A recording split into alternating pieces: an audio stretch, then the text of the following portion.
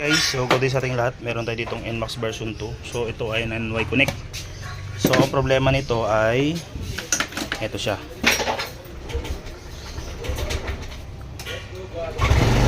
Ayan. Umiikot agad yung gulong. Mataas yung idle. So ngayon, i-solve natin siya. Troubleshoot natin and then dadiagnose natin gamit yung ating MST. So papakita ko sa inyo paano ko i-solve at yung step by step na paano gawin yung pagpapatino ng IC. Okay?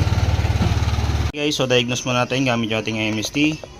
Pasok tayo sa Yamaha and then auto search. Okay, engine. Ayan. So okay lang natin yan. Una nating titingnan yan, punta tayo sa red fault code. Ayan, tingnan natin yung kanyang fault code ngayon. So kung makikita nyo ay IEC valve, nakikita nyo yung mismong high idling speed at nakalagay dyan ay 4 FIDIC. So ibig sabihin yan, kapag yun na lumabas, kailangan nyo talagang i-reprogram, hindi kaya yan i-reset ng pindot lang. Okay, so papakita ko sa inyo ha. So punta tayo sa functional diagnostic. Ayan, and then targetin natin yung erasure 2. Ayan, nakita nyo may erasure 2. Okay, so pag may erasure 2 itong mga NMAX version 2, tulad ng mga ibang sinasabi na kaya daw erase ng MST, hindi po kayang erase yan. Kahit po 1000 click yan, kahit isang araw kayo magpipindot yan, hindi nyo siya may erase. Ayan o. Okay, hindi nyo po yan mabubura kasi walang access MST para mabura siya ng reset lang. Ang kailangan sa kanya ay reprogram. Okay, so kakalasin natin mamaya yung ECU niyan, papakita ko sa inyo. So ang katumbas ng erasure 2 na yan, or nakalagay dyan minsan erasure 1, pero makikita nyo dito sa data monitoring on off message yan kasi meron siyang error for on. Okay, so on. So ngayon papasok tayo sa data monitoring. Ang katumbas ng erasure 2, minsan nakalagay doon na erasure 1 lang, pero malalaman nyo kapag may erasure 2, yung value nito nakalagay sa 49 pataas or 31 pataas. Ang dapat ng value nito ay 30 to 15%. So pag ganyan na lumabas na ready, ibig sabihin automatic corrupted yung program ng ECU. And then yung kanyang TPS calibration dapat 0.66 yan. So minsan nagsi 0.64. Ngayon itatama natin yun, nakakalas na rin naman. So kakalasin mo natin yung IEC for check up and then i-adjust natin yung kanyang TPS to 0.66 voltage. Okay, so ngayon i-calibrate mo natin yung IEC and then yung TPS manually, and then kakalasin natin yung ECU, papakita ko sa inyo. Yun, so kakalasin natin yung IEC. Tama mo natin yung pihit. Yan. So punutin natin sakit niya yan and then kalasin yung IEC. So silipin natin yung ayun, hindi nakakabit yung spring na maayos. Ayan. So dapat kasi hindi na malalaglag yung spring na yan. Okay. So dapat kasi ang kabit nito yung ganito. Ayan. So sa pagkabit ng IEC dapat ganito. Okay. So sa ikot niyan, wala naman bilang yan. So kahit saan yan. Pero pinaka the best na ikot niyan, yan, makita nyo lang yung clearance na to. Yan, ganyan lang yung clearance yan. Yung pagitan dito sa may, yan, makikita nyo yung siwang na yan. Ganun lang, okay na yan. And then yung spring, kabit nyo lang yan, ikutin nyo. Yan, so dapat yung spring hindi nalalaglag yan. So ganyan siya. So after nyo makabit yung spring na maayos, yung o-ring, ibalik nyo rin ng dito muna. And then salpak na natin yung IEC dun sa lagayan. So ganun lang kabilis ang pag calibrate nyan. So sasalpak natin dun. Yan, so ganun lang siya. Okay. So yan, tatama mo lang. So pag salpak ng ganun, okay na siya. And then ilalak na natin tong kanyang IEC. So yun guys, so ikakabit na natin yung IEC. So lalay lang higpit yan. Yan, tama lang para makalas nyo pa next time. So after na makabit yung IEC, sarado lang nito. And then dito naman tayo sa TPS ngayon mag-calibrate. So luluwagan natin tong nut na to. And then itatama naman natin yung kanyang calibration ng TPS. So yun guys, naluwagan na yung screw. So itong screw, yung adjuster na adjust na, nagagalaw na natin yan. So ngayon tingnan natin yung kanyang parameter. So nakalagay doon, off natin ilaw, nakalagay doon ay 62. Gagawin natin ngayon 66 yan. Yan, so 64. Yan, 66 na siya ngayon. And then ilalak na natin yung pinakanat na yon. Okay, so after natin malak, ayan. So higpitan natin yung asan yung 8. Kunin mo na yung 8. Ayan. So ilak natin yung pinaka-bolting natin kung magbabago yung adjustment. Yun. So alalay lang din ang paghigpit niyan. So after na malak, ang problema ngayon nito, yung kanyang position ay naging 1.0, dapat 0.0 yan. So kasi pag 1.0, hindi rin dito ng andar. So throttle mo ng half 50%. Sige, tansyahin mo lang. So makikita mo naman dito, pag 50% na yan, 50% na, di ba? So off on muna yung susian, off, on, and then ibalik natin yung throttle. Balik mo throttle, ayan. So ito yung mangyayari ngayon, ayan, reset na siya na hindi natin binubunot yung socket. So okay na to guys, so calibration dito sa AC ngayon. Ang last natin gagawin dito yung erasure doon sa ECU. Ngayon kakalasin natin yung ECU para mawala yung check engine na yan. Okay, so doon naman tayo sa pag-program ng ECU gamit yung ating MSD. Okay guys, so yun, i-reprogram natin yung ating ECU. Ayan, so naka-sample tusok na ako dyan. So papasok lang tayo dito sa kanyang remap function. Ayan o. And then yung ECU na to, ang code nito ay B6H594A10.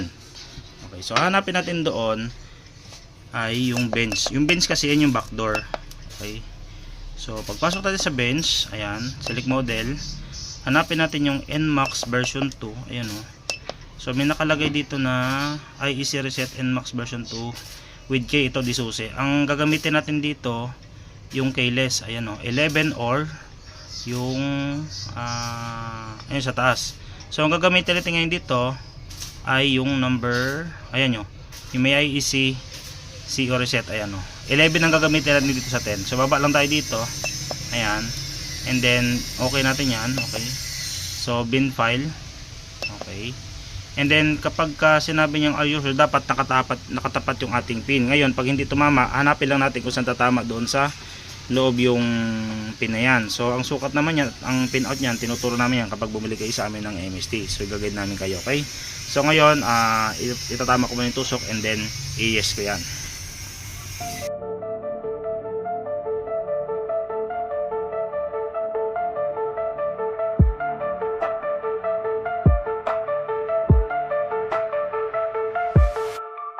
Kumikari ko kantsak na, alam mo na, dito sa mundo ng motorsiklo, kailangan mong matuto, hindi rin puro panto, bisan may pagkatalo, pwede naman sumubok ang sa iyong maipala. Nais kong ipaalam sa'yo na hindi biro ang pagiging mekaniko, gaya ng mga ibang mga trabaho, dadaan ka pa rin sa butas ng karayom.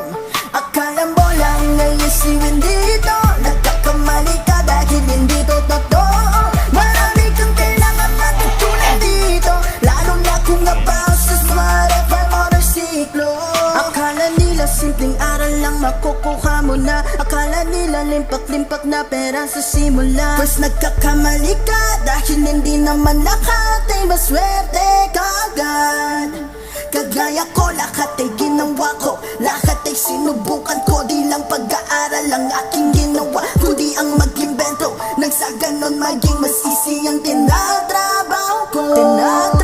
Well, ganito talaga dito sa mundo ng motorsiklo, sipag at tiyaga ang pinakakailangan mo. Kailangan mo ring matuto at marunong din pumili ng mga taong pagkakatiwalaan mo.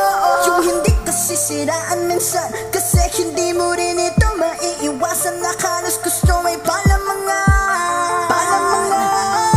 Ikaw ay yayabangan at kanila pang sisiraan. Kumikari ko kantsak na, alam mo na, dito sa mundo ng motorsiklo, kailangan mong matuto, hindi rin puro panto, minsan may pagkatalo, pwede naman sumubok ang sa'yo maipala. Kaya dapat mong pagtuunan nito ng pansin, na hanggat kaya mo sa kanila'y wag gigiling, dahil darating ang panahon na puro sumbat silang lahat. Sumbat na walang kwenta at di naman dapat. Ganito ang mundo ng motorsiklo, kaya dapat lagi ka lang nakahanda.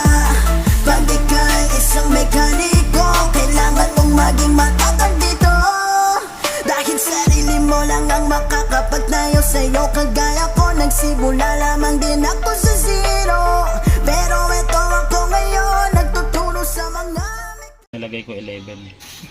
Same lang kasi yan sila eh. Okay, so yun, after na makomplete, okay lang na. Tapos okay na siya. Bunot na.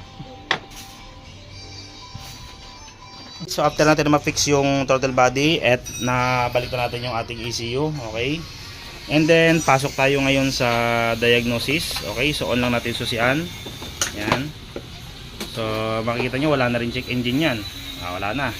Pasok tayo ngayon doon sa Yamaha. Okay, and then automatic search engine, okay lang natin yan. Yun, tapos pasok tayo sa pag nag-guide fault code tayo dito, napakaraming error nito. Ayan, sa history. Napakaraming error niyan. Buti dito wala oh. So nakaraan kasi ang daming error, ngayon wala na. Okay, so hindi pa natin nabubura to. Ngayon, papasok tayo sa data monitoring. Tingnan natin yung kanyang IEC valve. Ayan, makikita nyo guys, 25% na. Pasok na dun sa tinatarget natin na 30 to 15%. Okay? So, sakto naman yung mga ibang parameter katulad ng total position voltage 0.66. And then, pasok tayo doon sa functional diagnostic. Tingnan natin yung kanyang erasure kung mayroon pa bang 2. Tingnan natin kung effective ba yung ginamit nating MST. Ayan, so pasok tayo ngayon doon sa erasure 2. Oh, wala na. So, nag-zero na siya. Ibig sabihin, working na yung gumagana yung ating MSC sa keyless. So, ginamit lang natin backdoor. Okay, ngayon, mayroon siyang error 4. Ayan. So, ngayon, off-on lang siya yan. Off-on. Ayan. So, mawala na yung error 4. And then, pasok tayo dun sa data monitoring. Tingnan natin ngayon yung monitoring niya pag umandar. Okay, so, i-start natin yung motor. Ayan, pakihawak na siya.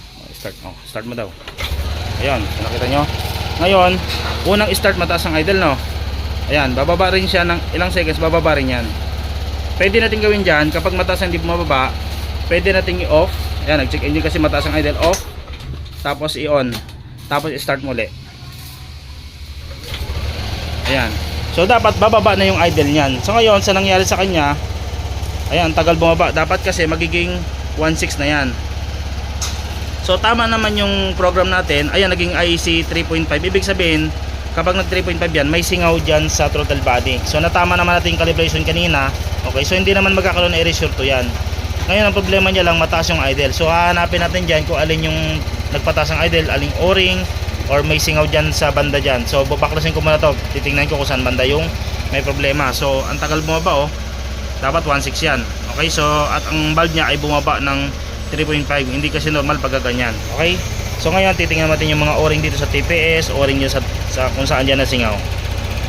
Isang tips pa na malupitan para malaman natin bakit after natin makalibration, after natin ma-reprogram, mataas pa rin yung idle. So ito ay na-cleaning na. Okay, so meron ako ituturo sa inyo na para malaman natin kung may singaw yung valve or may singaw yung throttle body. Una, start natin yung motor. Ayan. Ayan. Ulit natin. Start. Ayan. So ngayon, marinig nyo ang taas pa rin ng idle. Tatakpan ko lang yung butas dito sa loob. Ayan, may butas yun dyan sa throttle body. Ayun o, sa taas banda. So tatakpan ko siya ng daliri. Dapat mamamatay na yung pag tinakpan ko. Okay. So ngayon, nakatakip na yung kamay ko, umaandar pa rin. So ibig sabihin, possible may singaw dito sa valve. Or, pag tinakpan ko yung throttle body, dapat patay na rin yan. So pag namatay, ibig sabihin, pag namatay siya, wala siyang singaw dun sa mga o-ring. So good lahat ang o-ring yan. So pag tinakpan ko naman tong butas na to, yung pababa na yan, umaandar, ibig sabihin ang singaw nandun sa valve. Okay? So may problema ngayon dito tayo sa valve. So ang nilagay nating calibration dito ay 0.66 kasi yun talaga yung standard nito. Ngayon, ibababa natin siya ng 0.62 kasi ang problema nito, kaya 66 ay umaandar pa rin. May problema na yung valve na yan. Palitin na po yan, yan yung valve na yan. Yan. May ano na yan, may kayod na yung tanso na yan, kumayod na dito sa mismong alloy. So ang gagawin natin dito, idadrop na natin yung TPS niya to 0.62 to 0.64. Tingnan natin kung saan siya mamamatay pag tinatakpan. Okay? Okay, so yun, 0.66 siya. Ibababa natin siya ngayon na 0.64. Okay?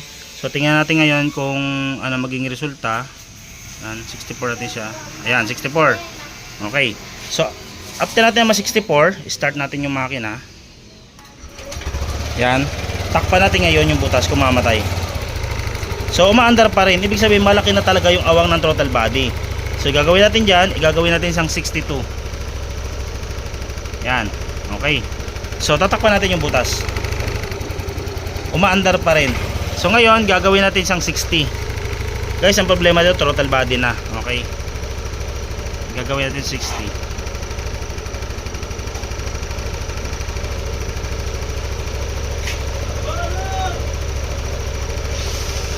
Wala yatang 60, 61 lang ah. Okay, so takpan ulit natin. Umaandar pa rin. Okay, so 59 natin. Ito guys, sobrang drop na ito. Hindi na normal ito. Yan. Okay, 57 na yan. Takpan natin. Umaandar pa rin oh. Kahit sobrang baba na. Ito drop pa natin.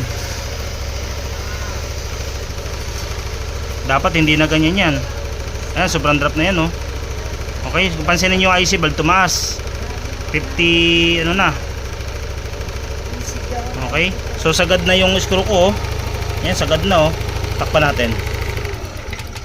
Patay na siya. So yun yung pinakasagad niya, 0.55. Ibig sabihin, ang may problema, valve mismo na yan. Ayan, oh. Okay. So, problemado na yung valve niya. So palitin ng total body nito, guys. Ayan. Okay, so ito namatay naman, ibig sabihin dito na naman ang idle nito, pero sobrang baba ng TPS. So may chance siya na pwede mag-reach, pwede mag-lean, magbabago yung calibration ng fuel system. Guys, yon, so ginawa namin ng paraan. Ayan. So ngayon, kasi sobrang baba ng TPS TPS voltage niya. So ginawan ko lang ng paraan para medyo kumbaga magamit ng customer yung motor. Okay. So papasok tayo sa engine. Pakita ko sa inyo yung pinakasagad na pwede nating magawa dito sa motor. Wala na rin tong erasure to. Yan, tingnan natin ha. Kasi kayo na may erasure to, di ba? So papakita ko sa inyo yung nangyari sa erasure. Okay. So makita nyo 1 na siya. And then back tayo dun sa monitoring. Off on para mawala yung error 4. On. And then pasok tayo sa data monitoring. Okay. So in case na mangyari sa inyo to, ganoon lang gagawin paraan. Yan.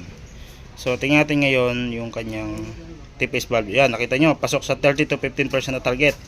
And then yung kanyang throttle position sensor, ginawa ko lang 0.6 itong pinakasagad kasi hindi siya pwede maging 59 or 55 pababa kasi magkakaproblema yung makina nyo. Possible mag-lean or may masira dun sa loob ng makina.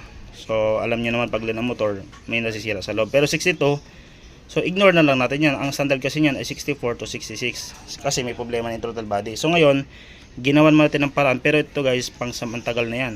Okay, ang throttle position niya na degree ay 00. Okay, so start natin yung motor. Start mo. Ayan, so kung makikita nyo yan, ayan, kalmado na yung andar. And then yung minor target natin ay 16. Okay, so nakalagay doon sa U-box 16. And then kapag umandar na yung motor, ang IC valve niya ay 19. So ang target natin ay 30 to 15. So pasok pa rin yung natin, target natin. Okay? So, pati charging niya, good naman, oh. Nata-target naman yung charging sa idle mode niya. So good na to, guys. Bubuhay na lang namin yung motor.